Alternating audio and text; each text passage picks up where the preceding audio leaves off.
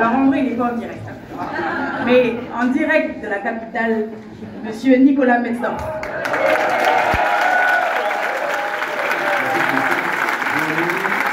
Dans la salle de conférence de l'Assemblée nationale, où je suis actuellement pour participer à cette soirée en l'honneur de François-Xavier Bellamy, un ami de la Nouvelle-Calédonie française, quelqu'un qui suit le dossier depuis très longtemps, notamment au Parlement européen, où il a récemment dénoncé les ingérences de l'Azerbaïdjan en Nouvelle-Calédonie. Je voudrais tout d'abord dire à François-Xavier un grand merci pour son positionnement clair et sans ambiguïté sur l'avenir de la Nouvelle-Calédonie. On a besoin de soutiens nationaux sur le dossier, puisque la gauche s'exprime beaucoup, la gauche s'agite beaucoup. Mathilde Panot, Bastien Lachaud, Jean-Victor Castor, beaucoup de députés, beaucoup de responsables politiques de gauche en France métropolitaine défendent avec vigueur les positions indépendantes. Il y a aussi le bloc central, dont je fais partie, qui est aux responsabilités et qui est donc dans une position de négociation, d'équilibre, et qu'on essaye de faire pencher de notre côté. Et donc, on a besoin d'avoir une droite au niveau national qui soit à droite. Ça fait longtemps, trop longtemps, que la droite nationale ne s'exprime pas sur le sujet calédonien. Pendant l'ensemble des négociations que nous avons traversées avec Manuel Valls, la droite est restée silencieuse, mis à part Laurent Wauquiez. Mais la droite est restée trop silencieuse face à la menace de l'indépendance d'association qu'a porté Manuel Valls. Et je crois que si nous devons sortir victorieux de cette nouvelle bataille, nous avons besoin, en France métropolitaine, d'avoir des responsables politiques de droite forts et qui n'aient pas peur de s'exprimer sur le dossier calédonien, qui n'aient pas peur aussi finalement de casser, si vous voulez, les éléments de langage, le fil de l'histoire que voudrait raconter la gauche sur la décolonisation, sur la pleine souveraineté, sur la trajectoire. Il ne faut pas laisser la gauche écrire l'histoire de la Nouvelle-Calédonie et la raconter. C'est à nous de le faire et nous avons énormément d'arguments pour y parvenir. Les 3 référendums, le corps électoral gelé, les transferts de compétences ratés, les crises économiques plus prononcées pour les provinces nord et îles qu'en province sud parce que la mauvaise gestion des indépendantistes. Donc je crois qu'il ne faut pas avoir peur d'assumer nos convictions et de le dire au niveau national.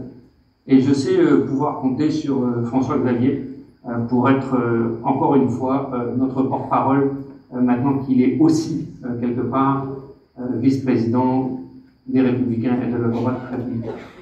Je voudrais aussi terminer ce petit message par vous faire part de mon retour que j'ai à faire sur le rendez-vous que j'ai obtenu avec Emmanuel Macron.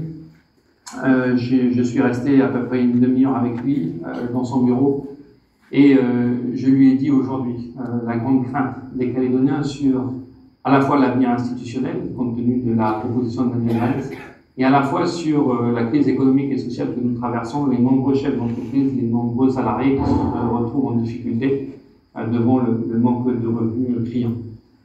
J'ai trouvé un président de la République inquiet,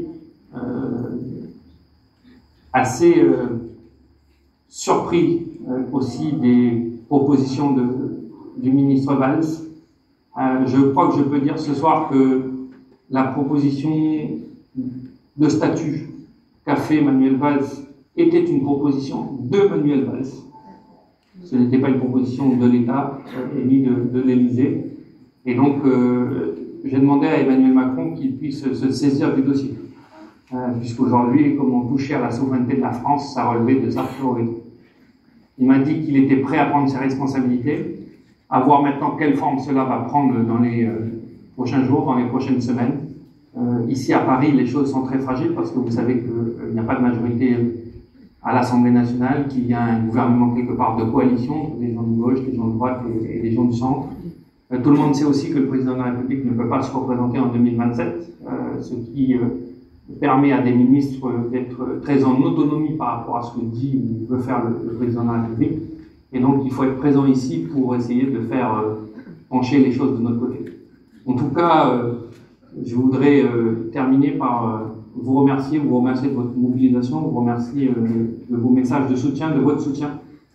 Il est important pour nous parce qu'il nous aide à combattre pour l'avenir de notre pays. Et encore une fois, je voudrais remercier François-Xavier Bellamy ainsi que tous les amis qui l'accompagnent ce soir, Alcide Ponga, Virginie Rosnac, qui sont les républicains historiques en Nouvelle-Calédonie, et puis aussi Sonia Baquès, Gilles Brial, tous ceux qui font les loyalistes également pour leur mobilisation pour ce soir, parce que nous avons besoin d'accompagner ceux qui veulent nous aider, et François-Xavier en fait partie.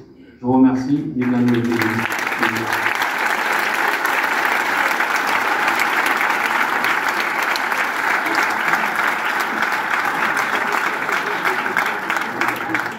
Bonsoir tout le monde.